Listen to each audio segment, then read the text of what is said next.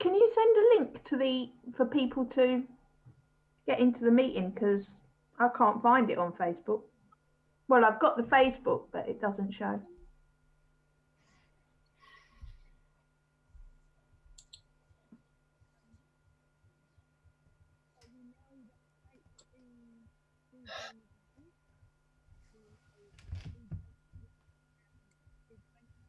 I can't hear you, Eileen, at all. Right, how's that? That's much better. Okay.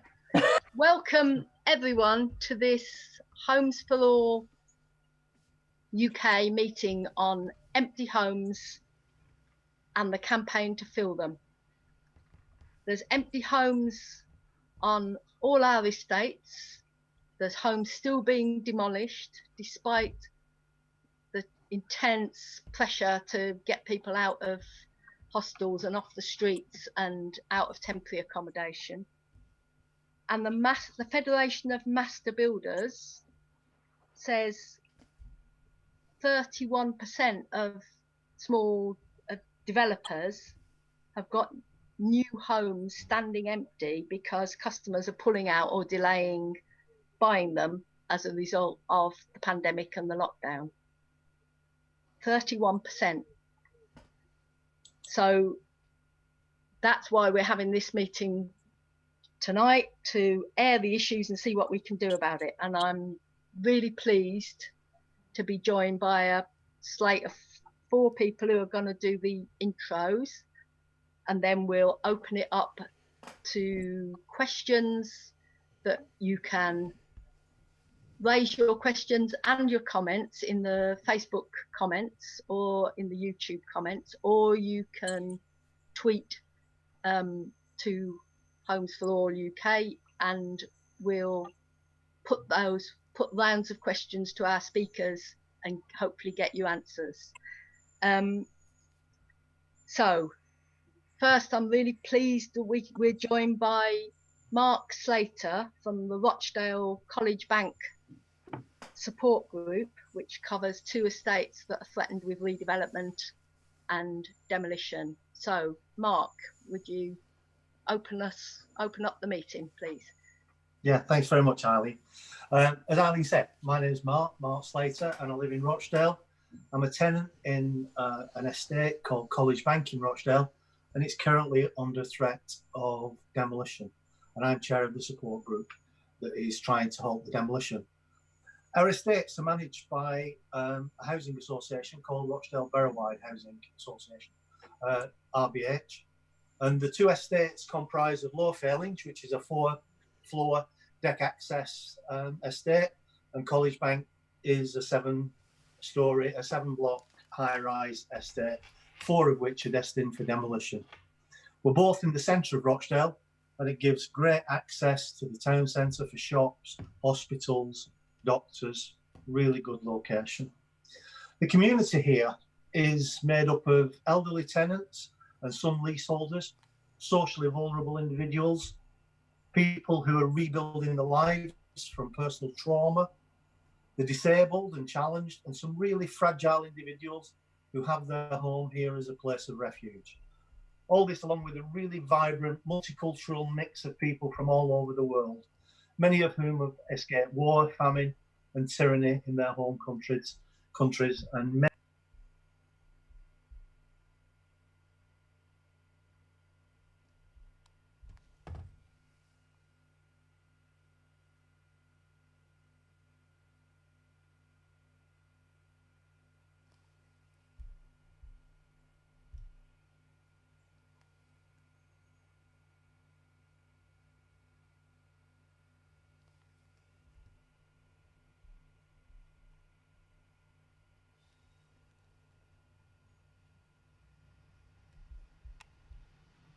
RBH presented a consultation with workshops, etc., that we believe were driven and designed to lead to a conclusion of demolition.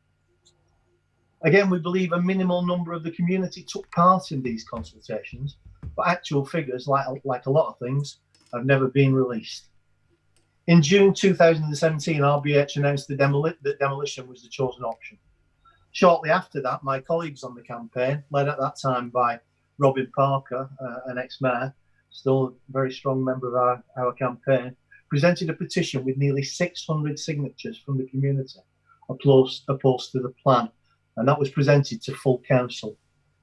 Even though there were incentives to move approximately £6,500 for each home, the rejection of this proposal was almost across the board. The campaign was then established with a committee made up of tenants and leaseholders. So, back to the petition. We got media coverage initially because of the strong level of opposition, and we generated some key strong supporters. A social scientist and lecturer, very experienced in all aspects of social housing. The Tenants Union, which are a fantastic organisation, focused on helping individuals and groups fighting for social housing and tenants' rights. Really very supportive, great organisation. We have mental health professionals who are able to help support the community and make the relevant points about the impact that this sort of regeneration has on the mental well-being of people living in the estates in circumstances such as this. And we have legal advice from lawyers with successful expertise in this field. Alongside talking earlier about the emotive side of this demolition project and its impact on people's lives, it is worth now simply looking and talking about the numbers. Earlier this year, the independent organisation FutureGov provided a report on the status of social housing and homelessness in Rochdale. It was described in the local press as being a tipping point and described as slamming RBH. To sum up the report, we have nearly 7,000 people on the waiting list for a home, with 28 new lets being made available every week. I'm just going to repeat that. 7,000 people waiting for a home and 28 new homes being allocated every single week. If this gentrification goes ahead, and in the light of having no definitive detailed plans from RBH, we believe approximately 320 homes will be lost from the College Bank footprint alone. In fact, on College Bank alone, at this moment in time, there are about 180 serviceable, viable homes boarded up and voided, being deliberately kept empty by RBH. This is, we believe, simply a social crime. Fortunately, these disgraceful figures generated a groundswell of support from the local council, with 57 from a total of 60 local councillors signing a letter asking for an immediate response from RBH. We backed this up with our own open letter to the Mayor of Manchester, Mayor of Salford, central government and several other organisations and individuals. This was signed by supporters in individuals from the world of politics, sport, radio, medicine and film. We are waiting the response. We have fantastic community support, and the vast majority of the democratically elected council, as you see, are behind us, representing the whole of the wider borough. Despite this, we were described by RBH only yesterday as a small but very vocal minority. To quote Al Jolson, "You ain't heard nothing yet." Thank you very much.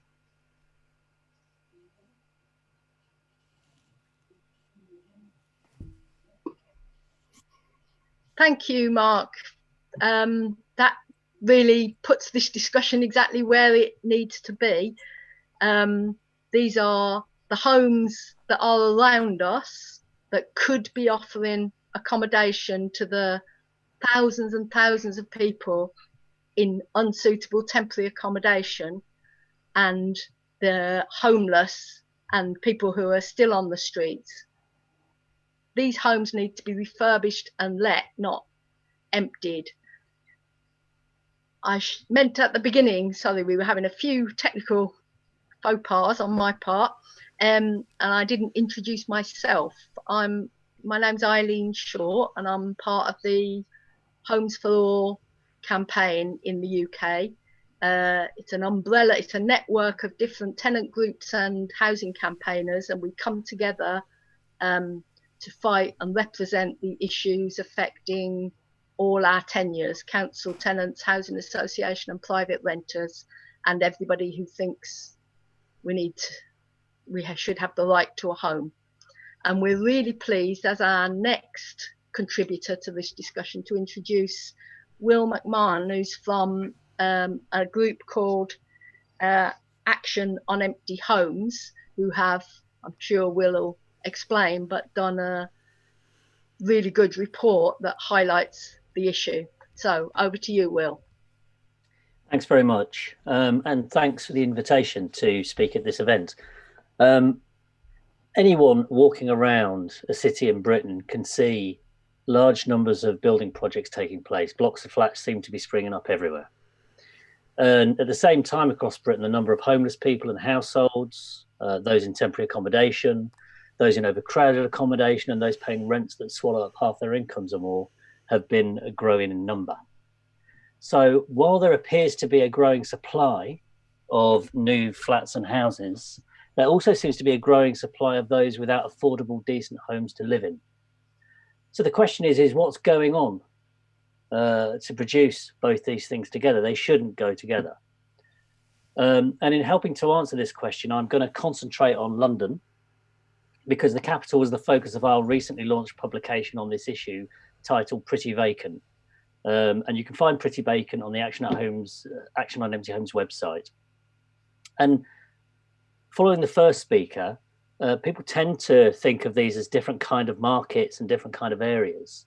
I think this is a national issue, and I think there are connections between what happens in the north and what's happening in the south. And I think it is to do with how people value property and what they think property is for. So I think we are really deeply connected. Pretty Vacant is not about empty council housing or homes left empty by registered social landlords. Others in that meeting would cover these important issues, but it's on houses that are long-term empty or very underutilised in the private sector. Now, a couple of years ago, Action on Empty Homes started looking at the problem of buy-to-leave in London, buy-to-leave property. And we decided the best place to start was to look at the government data showing how housing that has been built is being used. And by this, we meant all the housing in London, not just the new flats going up. Because by doing this, we could get an idea of how big a problem wealth investment and buy-to-leave might be in creating empty homes. So we started as part of our research by looking at local authorities' annual council tax returns. Quite dry and quite boring, but there's a part of this return that is supposed to tell you how residential properties are being used. And what we found in the data was, in London, there are 25,000 registered long-term empty homes, more than 6 months. And the best estimates from the research that we've seen is that around only 3,000 of these are buy-to-leave investments, like the dark towers that people think about, no more than 12% of the total. In addition to those 25,000, there are 46,000 second homes. These are homes that owners have registered as second homes with a local authority. So already in the capital, you're looking at 71,000 empty or underutilised properties. Okay, that's what we thought we'd found. But then we noticed a really weird phenomena, that one borough, Haringey, told the government it had no second homes at all. Not a single second home in Haringey. Let me say that again. No second homes registered by Haringey to the government. And we also noticed that across London boroughs, there are wild variances in what the councils are telling the government they may have in terms of long-term empty homes and second homes. So, trying to keep the numbers to a minimum here, but you have to hear them to understand what's going on. Tower Hamlets claims to have 600 plus long-term empty homes and 6,000 second homes. Remember, Haringey has none. Southwark has got just over 1,700 long-term empty homes and 500 second homes. I could go on, but we believe there is clearly something wrong with the data that's being handed into government, the data that's being collected. So we dug a bit further. And looking at what might be happening to some of these properties, we started looking at our friend Airbnb and the data about what Airbnb is doing in the capital. Now, their official listing site suggests there are 47,000 whole house, not single bedroom, the whole house, Airbnb lets in the capital. And in Haringey, which has apparently no second homes, there are some 650 whole house Airbnbs. Some bodies, such as the London Council's, put the figure at 70,000 Airbnbs, whole house Airbnbs across the capital. So bringing all those numbers together, if you look at the 25,000 long-term empty homes, you look at the 46,000 second homes, you look at the very conservative figure of 47,000 whole house Airbnb lets, then you're in the area of there being 120,000 plus empty or underutilized properties in the capital, and probably a lot more. So at a time of a national housing crisis, how is it possible to have so many empty homes and underutilized properties if there are a minimum of 120,000 plus in London? What we might have is not a problem of supply, but of how property is distributed and how property is owned by people. So how much time do I have left? Keep going. Okay. So why is the government data supplied by local authorities so poor? Homes only get registered as lived in or empty or second homes if the owners register them in such a way. In essence, government is relying on all owners to be truthful about what's going on with property. And as we know, local authorities have suffered massive cuts over the last 10 years. So their chances of keeping up with what's going on with every home is very, very limited. At the same time as this is happening, with the existing stock, there are 500 tower blocks that have planning permission for London, 500. And quite a few of these will be built on land that was previously occupied by council estates. So we know, winding up now, Will. Yeah, so we know that pretty much all of them are going to be the wrong kind of housing. And they're going to be sold to people who can afford them, who are quite well off, or who are interested in wealth investment. So what do we do about this? We say 5 things, and I'll finish really quickly. 1, it goes without saying we need proper regulation of Airbnb. 2, local authority planning powers need to change so that when blocks are built in local authorities, they're affordable and go to people in the local area who need them. 3, when we polled Londoners, half of Londoners think that council should take over long-term empty homes where there's no mitigating circumstances. And 4th, we need to know the facts on the ground. We need a register of residential property ownership and usage so that local communities can really understand what's happening and have an impact on the empty homes and underutilised properties in their borough. Thanks, Will. That's a lot to digest. People will see that NASA has kindly put a link to the Action on Empty Homes report in the comments.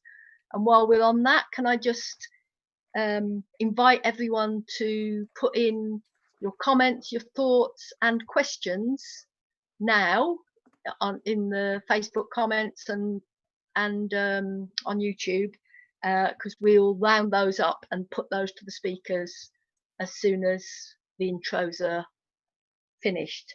So we welcome all your questions, anything that doesn't seem clear, anything that you're not convinced about, any bright ideas, please send them in.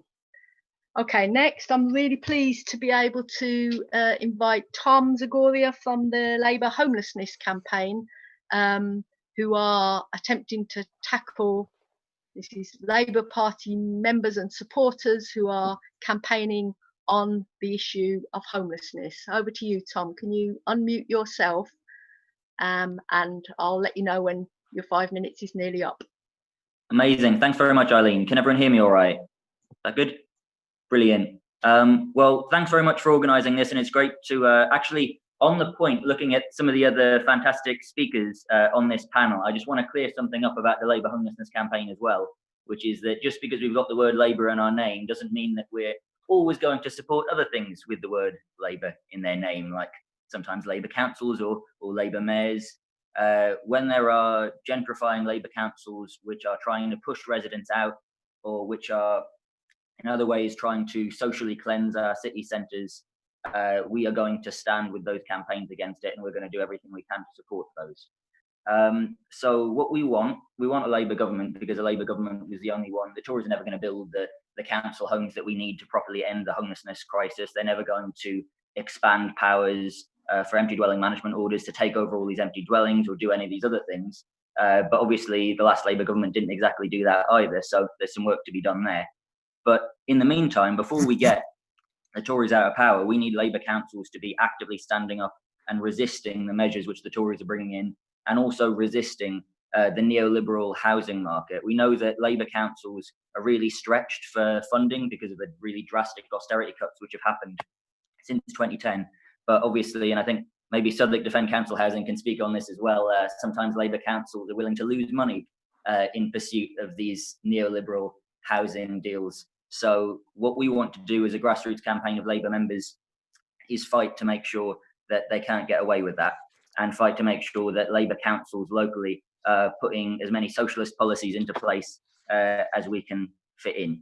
So thanks very much. I think the discussion of empty homes is really urgent. I mean, obviously it's been urgent for a long time because so many people are living so precariously, but right now especially, I mean, I'm a homelessness worker. There's still, whatever the government and whatever some of the newspapers are saying, there's still thousands of people out on the streets. And I know every time that I try and refer someone, it's going straight to a housing officer who's trying to match together a really long and growing list of names of people who need accommodation with a much shorter list of available housing.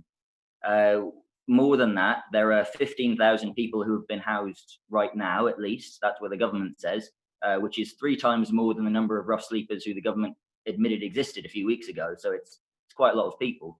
Many of them have been housed in hotels. I was speaking to a rough sleeper in one of those hotels earlier today. He was saying that they've been told they'll be evicted on June the 25th or the 1st of August or around then. So the clock is really ticking for where are all of these people who've been housed temporarily during the COVID crisis going to go? Are they going to be forced out onto the streets again? And if they are going to be forced out onto the streets again, we know that who's going to go first. It's going to be the most vulnerable. It's going to be migrants who have no recourse to public funds. They'll be forced onto the streets. It's, you know, disproportionately going to probably be BAME people experiencing homelessness, knowing the structural racism, which is really at the fore of all of our minds right now. It's going to be people with mental health and addiction problems. If they're forced back onto the street, our lack of available housing for councils to use to house people is going to kill people. And they all know about it. I mean, if you talk to, for example, some of the rough sleepers around Victoria in Westminster, one of the wealthiest parts of the country, but there are still hundreds of rough sleepers out on the streets, and you talk to them about empty homes, they'll point out Castle Lane, which is a whole street of houses, which in the 19th century was working class housing. In the 20th century, it was turned into a homeless shelter. In the 21st century, it was bought up by a developer who was going to turn it into a mansion accommodation. But then 2008 hit and the mansions were left unfilled. And so there's all these people sleeping out on the streets right next to an entire street of houses, which are completely empty and which are meant for the incredibly rich. They know exactly what that means. They know what that represents for them. So I'll start to wrap up now. I mean, we know that the government is saying that it will be able to provide 3,300 homes this year, which is still a lot less than 15,000, but they haven't even said where that's coming from. We know that the government is trying to match together these promises which it's making about ending homelessness with the complete lack of any activity in actually doing anything. And so that gives us an opportunity to really fight to make sure that we can get expanded powers to seize empty homes. We can even fight against the 2012 anti-squatting laws to give rough sleepers the ability to enter so-called residential properties which have been empty for, you know, sometimes a decade or more without facing criminal prosecution. We've got so many avenues that we need to fight on, and I think a really urgent thing right now is making sure that the thousands and thousands of rough sleepers who've been housed temporarily under the coronavirus legislation, that they're not forced back onto the streets. So I hope that we can all, you know, I'm sure we can all work together around these sorts of campaigns, around trying to open up all these empty homes. If you want to check out, there's an open letter which is circulating around. You can go to labourhomelessness.org.uk with a lot of organisations calling for immediate action around how we resolve the homelessness crisis. But there's, you know, a huge number of things that we can do, and I'm really excited to hear what the other groups have to say. So thanks very much again for inviting us. Thanks a lot, Tom. that's brilliant as a setting the scene, because behind the current crisis, there were already 1.2 million households in Britain on council housing waiting lists. And at the end of September 19, there were 90,000 families or households in temporary accommodation. And that's not just on a waiting list. You have to fight your way through whole layers of gatekeeping and bureaucracy. And that is up 82% since 2010. So we have got a tinderbox of housing crises. And I think, paying due respect at this moment, we need to bear in mind that Black and Asian people, who are the lowest paid and are overrepresented on as people who are homeless and waiting lists and in temporary accommodation, are also the people who are hit hardest by COVID deaths and COVID illnesses, disproportionately and probably connected with the housing crisis. So it isn't just in America, and it isn't just in relation to the police that Black Lives Matter. It's on every front of the issues that we're struggling with. On that note, I'm going to ask Tanya Murat from Southwark Defend Council Housing to tell us about the campaign in Southwark to address empty homes and demolition. Tanya. Hi Eileen, thanks very much for inviting me to this meeting. It's good to hear from other people about what they've been doing and having an opportunity to link up.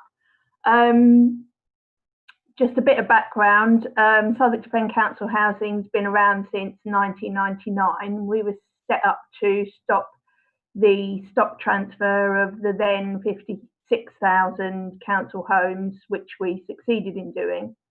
Then we've been actively fighting demolitions of council housing, and most recently we've been helping to coordinate the Up the Elephant campaign, which is about preventing the state-led regeneration of Elephant and Castle. I think this meeting comes at a crucial time. It's at the convergence of a number of mega crises, I suppose you could call them, here and around the world. The most obvious one of those crises is the pandemic. It's led to a brutal shock to the economic system, so another unfolding crisis where, for example, in the US now there's 44 million people been made unemployed. And I think the protests we're seeing in the US are partly a result of that unfolding economic crisis. And also the way that the wave of devastation that the pandemic has wreaked on working class and BME communities has played out there. Before the lockdown, many of us as housing campaigners were making urgent calls for politicians to recognise and deal with these and other crises, the climate crisis, for example. As housing campaigners, we were beginning to forge links in our communities with many campaigns for social and political change, linking up with private renters, with those opposing the hostile environment, with workers inside the new radical unions, and also we had links with the traditional unions for many years. The pandemic now has forced us to think more concretely about how these struggles are actually connected, and how we can stand in solidarity with each other, and how we as housing activists can play our part in the struggle for system change amidst catastrophe. I think it's clear to many people, becoming clearer, that the class that runs this system clearly cannot solve these mega crises. So our class is required to step in. We have to put forward and fight for solutions which do not require profits to be made, solutions which preserve life and meet our immediate needs. So what does that mean in terms of housing? COVID-19 has intensified the housing crisis. Millions are losing pay, can't afford the rent, or are in unsafe, overcrowded homes. At the same time, we still have council estates that are being emptied and demolished, and there are hundreds of thousands of other empty homes, as people have talked about. The situation in Southwark, we know that at least 98 families live in shared temporary accommodation. Many families have been sent out of the borough. There have been more than 283 applications up to April 2020, and thousands of families are on the council housing waiting list, about 11,000. Meanwhile, there are more than 2,000 homes which are officially registered as empty for more than 6 months. And in new developments, hundreds more are sitting empty as investment properties. Around the Elephant and Castle, we know of at least 40 Airbnb properties amongst the thousands of luxury private flats. This includes Airbnbs in Elephant Park, which replaces the former Haygate estate, which was once home to over 1,000 families. It also includes the Strata Tower. These facts lead to certain conclusions about the kind of measures which can deal with people's immediate health and housing needs. But the facts also point the way forward towards a different kind of society where satisfying people's needs are the driving force rather than profit. So I think we need to use emergency measures to deal with this health and housing emergency. We're asking the council to call a halt to council house demolition, requisitioning empty homes, which have been empty for 6 months. We want the council to join us to demand greater CPO and requisitioning powers. We're looking back to the squatters movement, where there's a history of fighting for the requisitioning of empty homes. In 1945 and 46, housing activists opened up empty homes and forced the government to extend existing requisitioning powers. This was a Tory Prime Minister, Winston Churchill. It was his last act as Prime Minister. Homes by that government were requisitioned. He didn't do it because he wanted to. The movement changed that policy. And we've launched an open letter to the council saying basically, help us, join with us, put pressure on the government. We want you to requisition empty homes. We've got an online petition, please sign and share it. And we've got a socially distanced protest, which is on Thursday at 6 o'clock outside Pret a Manger at One the Elephant. That's this Elephant and Castle. Hope you can come, but more importantly, carry on the great work you're all doing inside the movement for homes for people and not for profit. Brilliant. Thanks, Tanya. Right, we like a bit of coming to some punchlines. So now is the bit of the meeting where your questions and your comments get to set the agenda. So please do put comments in the Facebook comment or YouTube. And thanks to our lovely Orla, who's doing all the social media interaction and bringing your questions. So first of all, some people want to tweet some of Will's figures. So could he briefly repeat them? I'll bring you in a minute, Will. And then there's also a question from Mick. What's going to happen when the eviction moratorium ends on the 25th of June? Currently, the government has suspended evictions, and there's a lot of concern that people who can't afford their rent are gonna all in a big rush fall off a cliff when that suspension ends. But first I'm going to go to Will to repeat some of his figures, and then Tom in particular to comment on the eviction moratorium, and anybody else who wants to. and then we'll go to the next round of questions. So I hope that's all right with everybody. So Will, you want to unmute yourself? Unmuted. Everything that I've referred to can be found on our website under Pretty Vacant. All the numbers are there. But what I mentioned today was 25,000 registered long-term empty homes in London, 46,000 second homes in London, and depending on whose figures you believe, Airbnb say 47,000 whole house Airbnb, and London councils say 70,000. So you're looking at about 120,000 empty or underutilized properties across the capital. There are more numbers, but I think I'll leave it there for starters, yeah?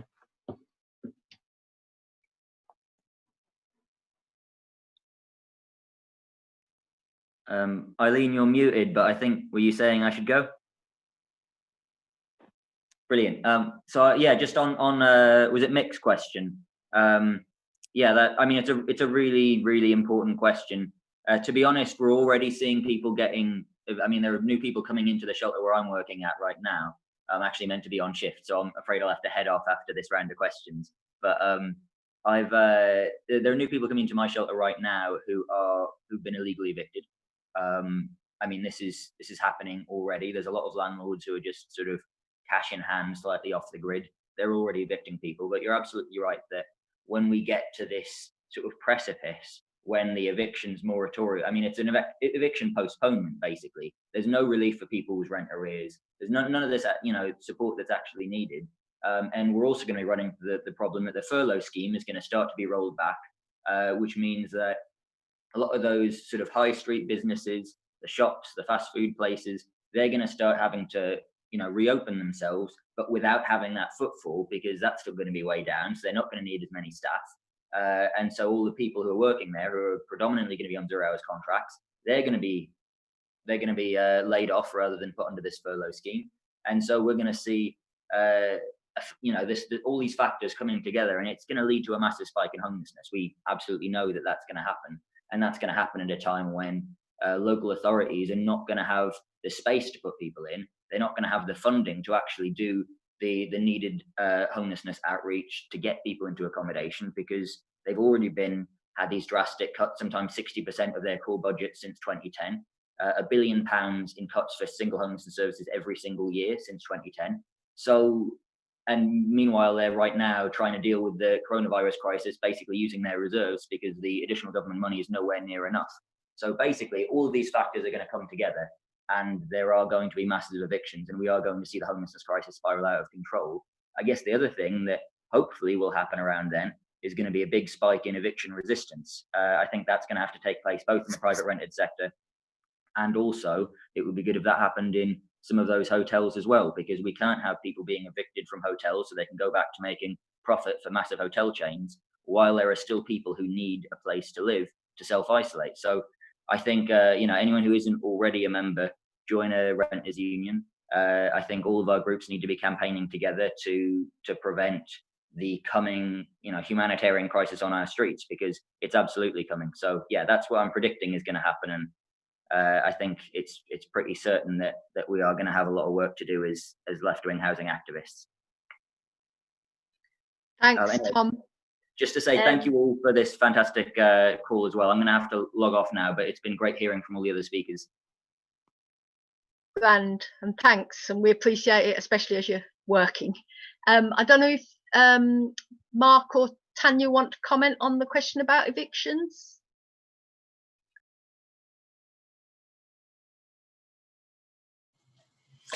Can I come back in on that, Eileen?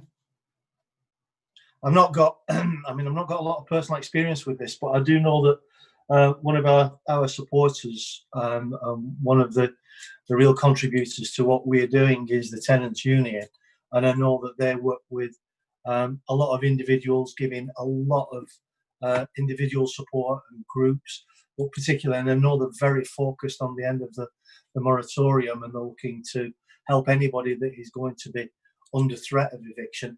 And I think from my point of view, the best thing that I could say to anybody that knows anybody or is in the position of having those difficulty, talk to the tenants union. They're just a fantastic organisation. Thanks, Mark.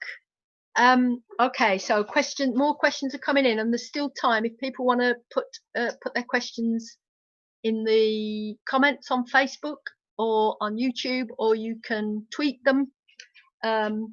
We'll feed them through. So we've got a question from someone in Islington about the number of empty flats in the new blocks going up all around Old Street and what we can do about it. Another anonymous question: what powers do councils currently have to do something about empty homes? And another: what can we do to support the Rochdale campaign?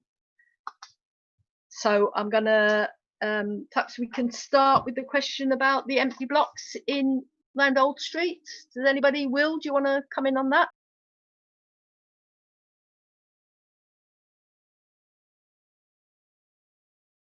You're still muted, Will.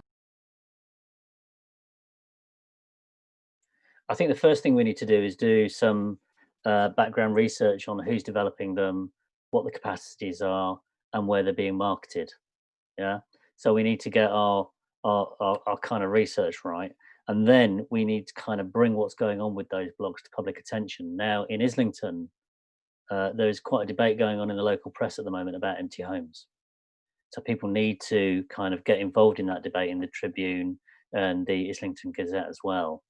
But it's the question of, we have to think strategically about how do we bring to book the companies that are building properties that they know are just going to be wealth investments, and how do we reach out to communities, because it can often see, even though it's around the corner from you, it can be hard to get to grips with a development in your area. And I think the starting point is to do the research, find out who's building it, what it's for, what the prices are, and then build local campaigns around that. And one of the things they did in Australia, I was talking to a colleague in Australia actually, is that they started doing demonstrations outside empty properties saying we could live here. People who are in overcrowded housing, or who are homeless, or who are paying through the nose for rent, they turn up outside these places and say these are empty and available and we could live here at a reasonable rent. So you actually put a face to a human face to a problem that's being produced by developers. That might be one thing we can do. The other thing is that what I'd like to say about local authorities is that they've got something called an empty dwelling management order, which was brought in by the last Labour government. Now, the problem with these is that they take time to do, they take lots of legal expense, and local authorities don't really use them very much. I mean, the number that they're in double figures, if we're lucky, around the country every year. You'll find a local authority using an empty dwelling management order. So what we think is required, the way to get to grips with it is to actually have community campaigns where the community works together to speak to people who've got empty homes, because there can be a dialogue, and encourage the council to have a strategy around it. So it's not one by one, but we create a community campaign that encourages people to come forward and makes it clear to the council that if a dwelling has been empty for a very long time, it should be taken over. Thanks. Does anybody else want to come in on councils? Perhaps Tanya, you want to give us a bit of the nuts and bolts of how you've campaigned on this? Yeah, so we started with an open letter that's been circulating for about 2 weeks. Before it's been published. So it's been circulating to see if we can get groups to sign it. So we've now got about 20 groups. Most of those are local groups, with a list of demands, which include stop the demolitions, open up empty homes. And we are going to we've just got a little bit of press interest in that already. That's gone in the South London Press Online. And we're going to do a similar thing to what Will was talking about, which is going outside. We're going on a mini tour of empty homes, and we're going to go outside and take some photos, and hopefully that'll generate some interest. And I think it's about popularising the idea of requisitioning empty homes. It's a bit about education, about how this has been done in the past, but also the research, where are they, and, who owns them and what they're being used for at the moment. And political pressure. So, we're looking at maybe doing some work around the next cabinet as well.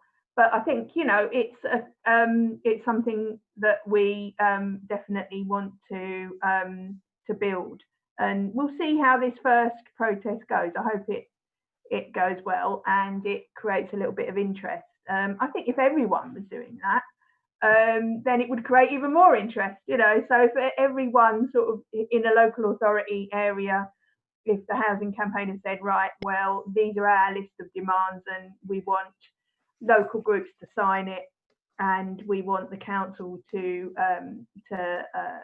requisition these homes, I think it would create more of a flurry that would put more pressure on councils, but also pressure on the government to make requisitioning easier, which essentially is what the squatters movement did in the 40s. Thanks, Tanya. Before I come to, I will. There's another question which you could perhaps deal with as well. It's a question from Christine. Are Booking.com part of the problem in the same way as Airbnb? I would almost certainly say yes. And part of the problem that we have is that a lot of this is commercially confidential. So you can scrape Booking.com's website, and people haven't started to do that. And maybe that's what we should do. And so we will uncover more and more properties that are underutilized across London. So I would almost think it certainly is. And we need to do some background work on that. And I have to say, this is the first year of the project, and we have scratched the surface.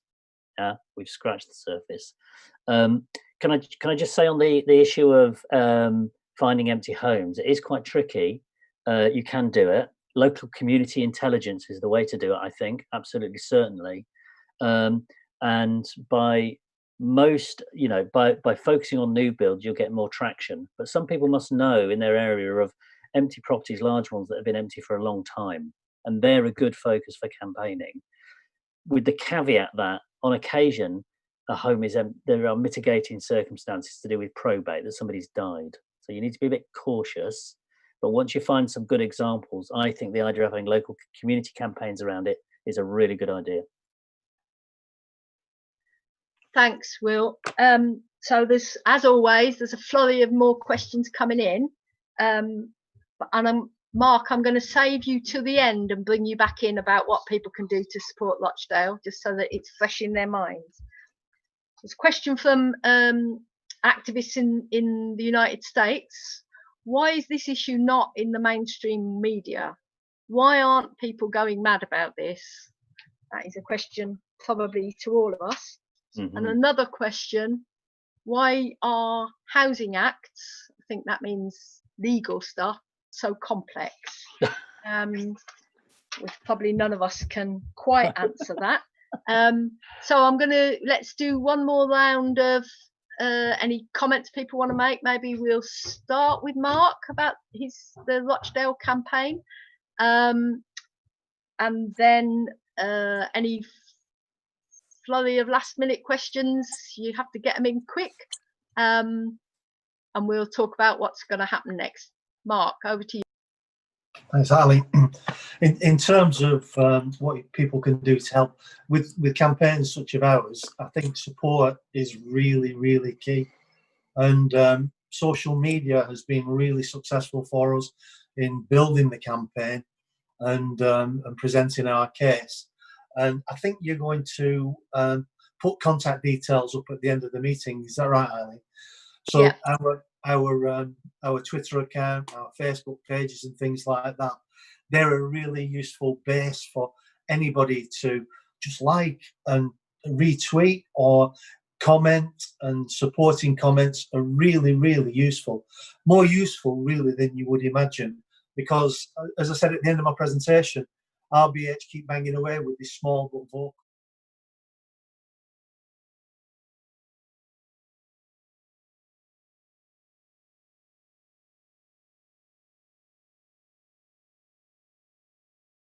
Their the local councillors, but also the local MP. And I should say that Tony Lloyd has been a fantastic supporter of the campaign.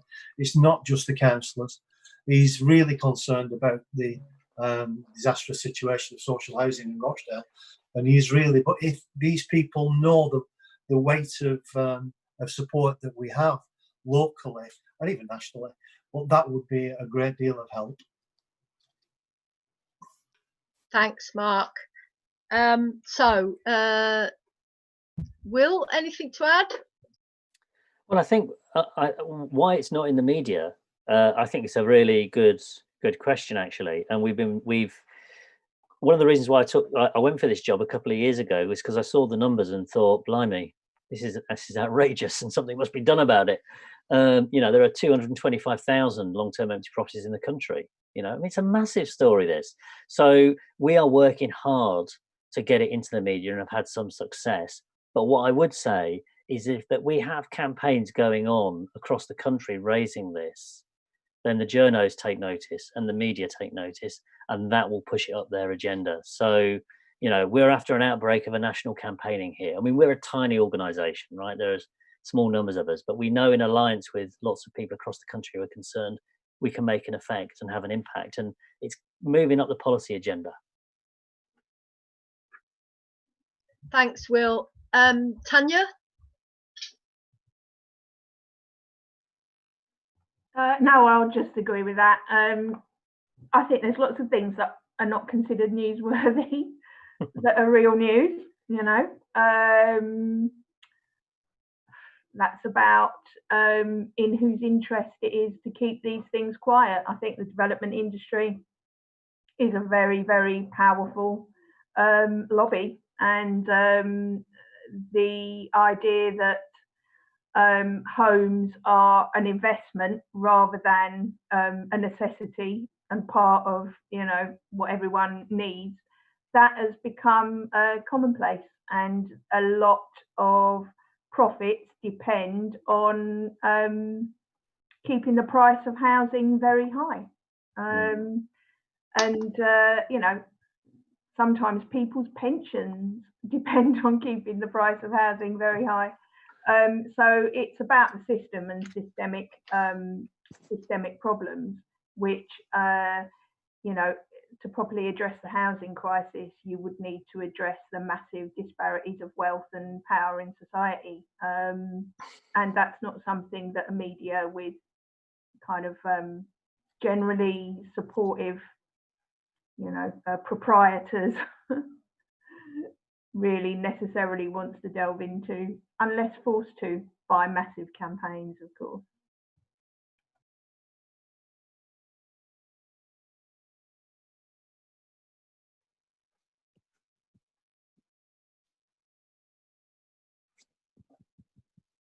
Given that that question came from the States, I think it's worth acknowledging that what's happening at the moment is transforming.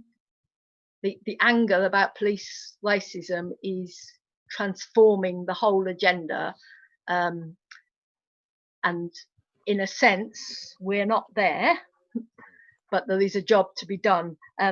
There's one question that's probably a bit too late for us to actually answer in detail, from Christine in Milton Keynes. How does she find out how many empty homes there are in Milton Keynes?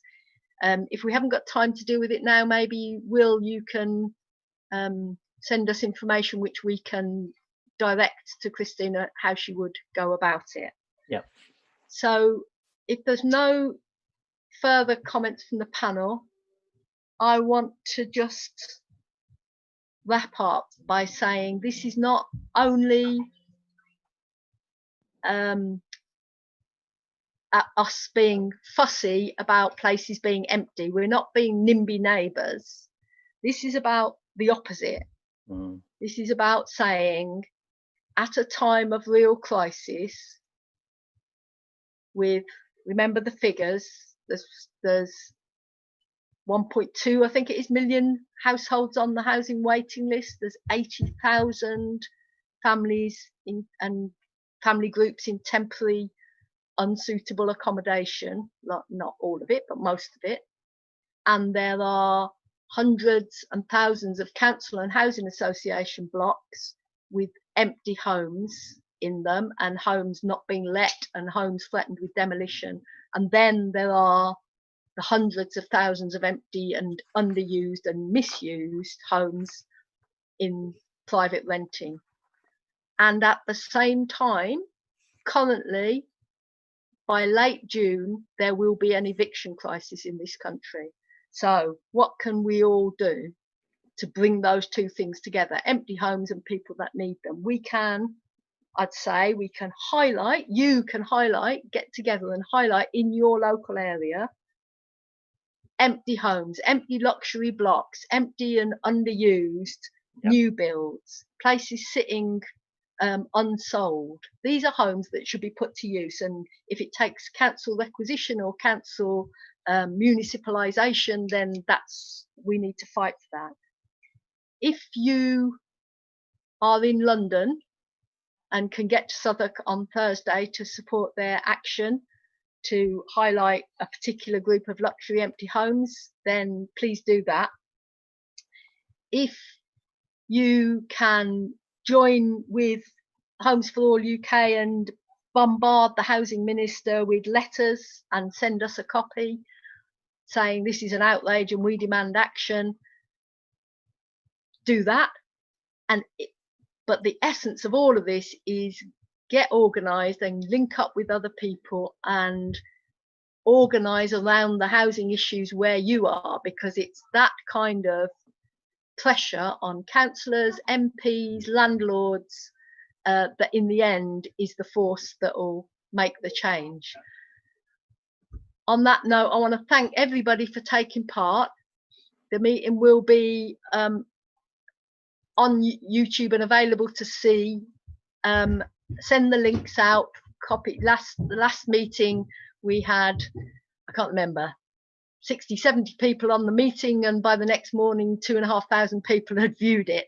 The point about these meetings is that they're a way for us to exchange ideas, but also a way for communities and groups to organise, to take the ideas out and make them, turn them into action where you are.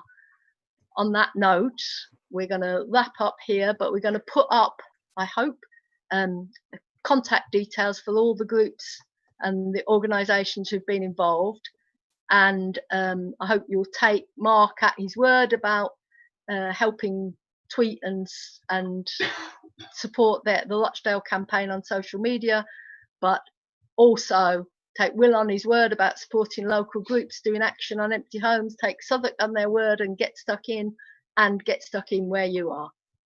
Send us contact info@thehousingact.org.uk if you want to get involved in the campaign, or tweet us, and we'll add you to the mailing list. We've got a organising meeting on Saturday the 6th at 11 AM. Everybody's welcome to come and join in and stick your tuppence worth in terms of what we do next and what our next public meeting is. So get in touch, do something, get organised. Thanks to everybody for taking part.